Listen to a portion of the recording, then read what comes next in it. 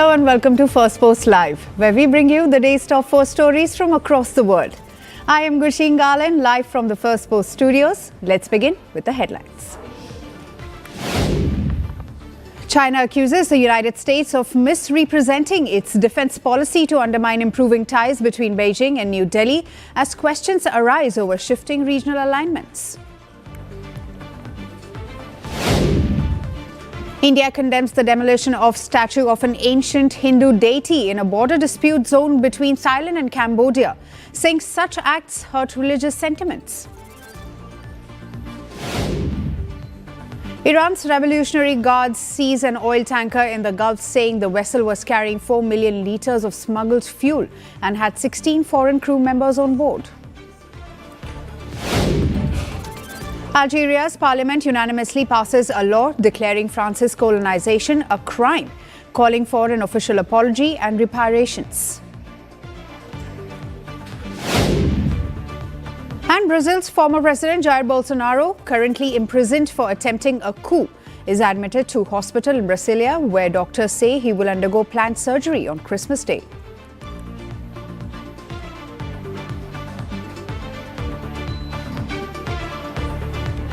We begin with the latest from Bangladesh. The Bangladesh Nationalist Party's acting chairman, Tarique Rahman, has returned home, ending 17 years in exile and stepping back into a country on edge. Rahman is the son of former Prime Minister Khaleda Zia and late President Zia-ur-Rahman, names that continue to loom large in Bangladesh's political landscape. Earlier this morning, Rahman took to social media to announce his return, saying he was finally back in Bangladeshi skies after over 6,300 days and landed at Dhaka airport shortly after. The BNP leader then spoke to the Bangladesh's interim leader Mohammad Yunus over call and said he was thankful for his support that ensured his return to the country. Moments later, Rahman stepped out of the airport, and when the heir to Bangladesh's long-time ruling family landed, there was a sea of supporters waiting to welcome him. And within minutes of touching down, Rahman performed a gesture heavy with meaning. He removed his shoes, walked on Bangladeshi soil and picked up a handful of earth, an act many saw as the symbol of his physical and political return to Bangladesh. The 60-year-old leader is now set to address a large gathering of BNP supporters in Dhaka. The BNP then took to social media, showing Rahman greeting the crowd in Dhaka from a bulletproof bus.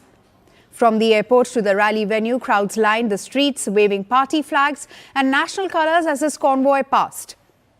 Now, Rahman is also expected to meet his ailing mother, former Prime Minister Khaleda Zia, who remains hospitalised in the Bangladeshi capital. An aspiring Prime Minister, Rahman fled to London in 2008, alleging political persecution under the Awami League government led by Sheikh Hasina. Since Hasina's fall from power last August, Rahman has been acquitted of several major charges, including a life sentence handed down in absentia over a 2004 attack on a Hasina rally. Rahman has consistently denied these charges. His return comes at a volatile moment. Bangladesh has remained on edge following the killing of controversial student leader Osman Hadi. The unrest has since spiraled into arson attacks on newspaper offices and the brutal lynching of a Hindu minority citizen. These incidents have drawn sharp criticism, particularly from neighbouring India. On December 23, thousands took to the streets in India to condemn the killing. Dhaka has since suspended visa services for Indian citizens, while New Delhi has continued issuing visas, citing broader humanitarian concerns. Tarique Rahman returns to a nation fractured by unrest, diplomatic strain and unresolved questions of accountability. Whether his homecoming steadies Bangladesh's political fault lines or deepens them may soon define the country's next chapter. Let's shift our focus to a developing axis that is raising global concerns. North Korean leader Kim Jong-un has visited a facility linked to the production of nuclear-powered submarines, at a time when ties between Pyongyang and Moscow continue to deepen. Kim inspected a facility linked to nuclear-powered submarine assembly alongside his daughter Kim Joo-ae. Photos show Kim beside a 8,700-ton submarine inside an indoor construction hall. Kim also oversaw a test launch of new high-altitude, long-range anti-air missile that could hit targets at an altitude of around 200 kilometers. Now, South Korea said it was aware of the launch in advance and that South Korean and US intelligence are now analyzing the missile's capabilities. Kim's visit was reported on the same day Russia's President Vladimir Putin sent a message praising what he called quote-unquote invincible friendship between Russia and North Korea. Now, intelligence agencies estimate that thousands of North Korean soldiers have been deployed to Russia, mainly to the Kursk region. As many as 15,000 North Korean soldiers had been deployed to Kursk region. The deployment marks one of the most significant instances of direct South Korean involvement in the conflict. Pyongyang also supplied Russia with artillery shells, missiles and long-range rocket systems, highlighting the growing military coordination between Moscow and Pyongyang. Russian President, meanwhile, sent a message to Kim praising the role of North Korean troops, stressing that their actions have proven the strong bond and militant fraternity between the two countries. The heroic entry of soldiers of the Korean People's Army into the battles for liberating the Kursk region from occupiers and the subsequent activities of Korean engineers in the land of Russia clearly prove the invincible friendship and militant fraternity. He also hailed the historic treaty signed by the two leaders last year, which includes a mutual defense clause, and wished the North Korean leader a happy new year. On December 12, North Korean leader Kim Jong-un welcomed back a group of specialized soldiers following their deployment in Russia's war against Ukraine, marking the first time Pyongyang openly confirmed that it had sent such troops to support Moscow. During the ceremony, Kim honored 9 personnel who were killed in the action, awarding them the country's highest military decoration. Kim's visit comes after the United States gave approval for South Korea to move forward with plans to build nuclear-powered attack submarines, to which North Korea quickly reacted, warning that it could lead to a dangerous escalation and a nuclear domino effect in the region. Kim Jong-un said that such a step would violate North Korea's maritime sovereignty and described it as an offensive act. The deal between Seoul and Washington was an offensive act severely violating Pyongyang's security and maritime sovereignty, and a threat to security that must be countered. As Pyongyang and Moscow openly displayed their strategic and military ties, the ripple effect is likely to be felt from East Asia to Europe. Let's shift our focus to Italy. When you take a New Year resolution, you usually want it to be merry and happy, because that's how people like to begin a new year, with hope, smiles and optimism. But this Christmas and New Year season, Rome seems to have a different plan.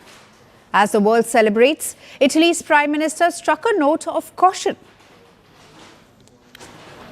Speaking to her staff at the Prime Minister's office in Rome, Italian Prime Minister Giorgia Meloni issued a blunt warning. She said 2026 could be even tougher than 2025. Listen in. We fight all year round. The year we've had has been tough for all of us. But don't worry, the next one will be much worse. So I advise you to rest properly during these holidays, and we will see each other again in the next few days to continue to give feedback to this extraordinary nation that can still amaze the world. While her words came during a festive moment, the message carried a clear tone. Behind the holiday greetings lies concern about Italy's economy, one that has been struggling for years and is now under renewed pressure. Italy's economy has slowed down sharply.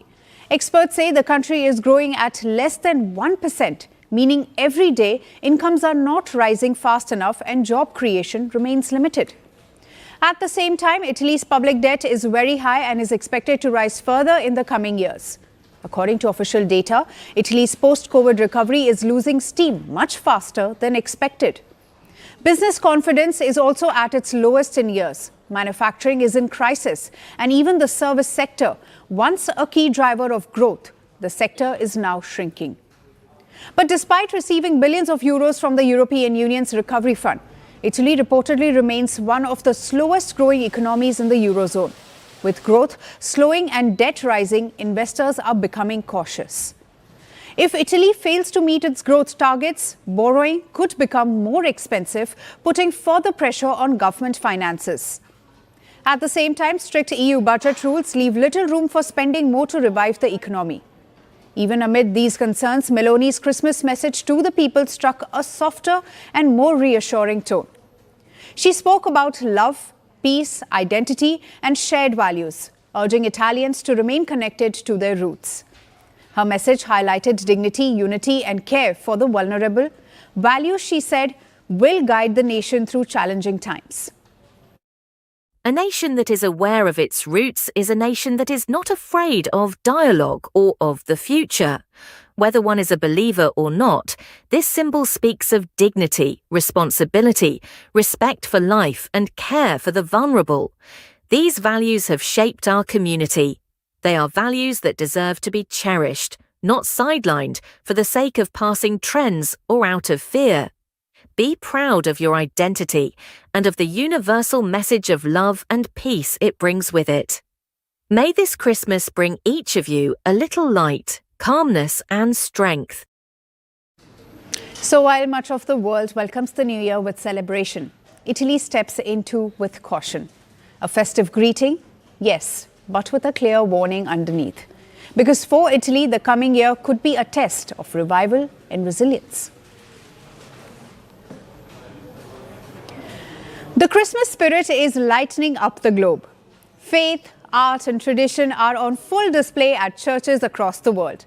From prayer services and carols to dazzling lights and Santa decorations, communities gathered to celebrate the birth of Jesus Christ and the message of hope it brings.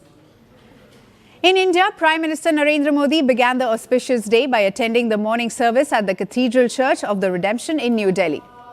During the service, the church echoed with carols, hymns and a special prayer for the Indian leader by the bishop.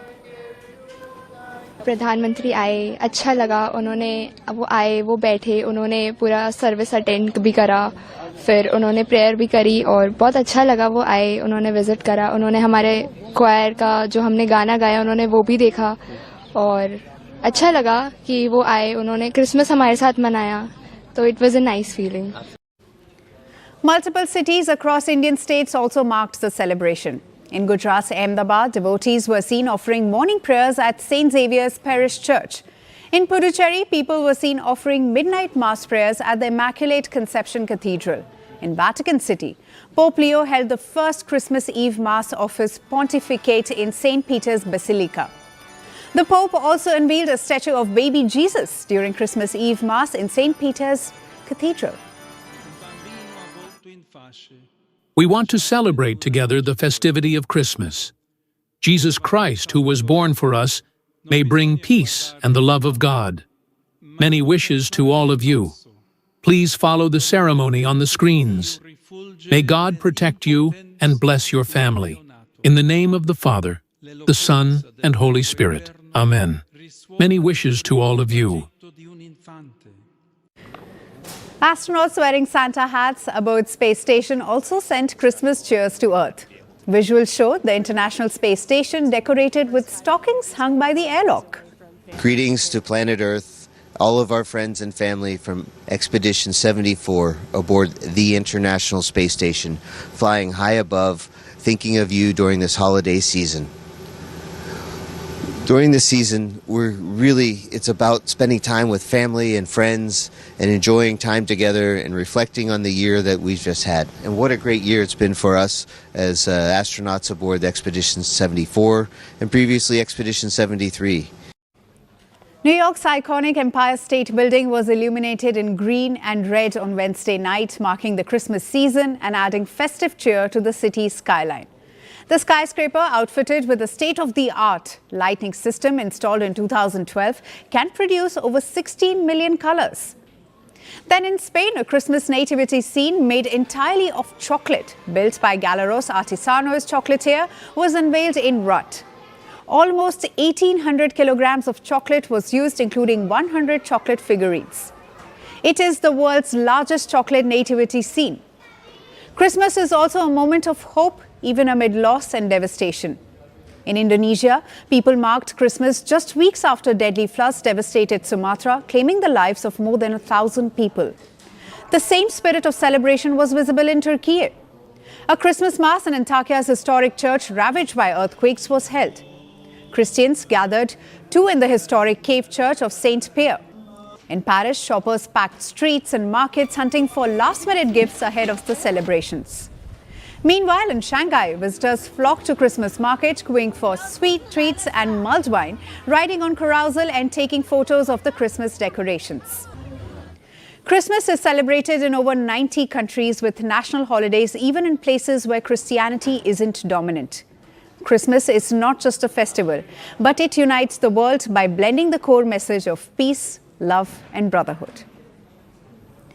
That's all for today. Thank you for joining us. I am Gushin Galan and we'll see you right back here at the same time. Until then, stay informed and stay tuned to Firstpost. And on behalf of Firstpost, I wish you all a very Merry Christmas.